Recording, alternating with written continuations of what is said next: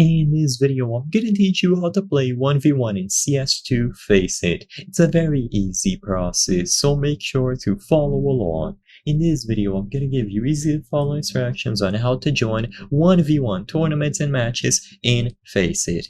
In order to do this, all that you have to do is go over to the official Faceit website, and you will be able to browse through all of the 1v1 tournaments that they have available. So using the search function, the main way to look for these tournaments is to just type 1v1.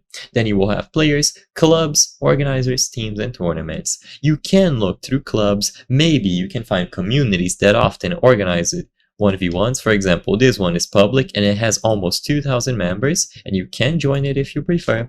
Or you can browse through the tournaments, which in my opinion is going to be the preferred way to do this. These tournaments are organized by Faceit themselves and also other random people. You will find them in different regions and you can participate in them to earn prizes. If you want to 1v1 your friends, this might be a little bit more difficult. However, you should be able to get Faceit servers to do this in.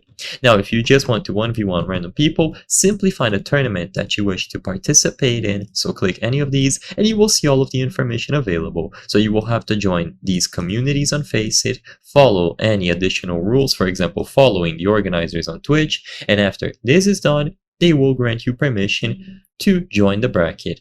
And all of you will participate in here to earn prizes. So all that you have to do is use the search function to look for 1v1 tournaments. You will find tournaments that will still start in the future, and you will see the requirements that you need to meet in order to join. So whenever you join any of these, you will get the necessary information to participate in them. I hope I was able to help you on how to play 1v1 in CS2 Faceit.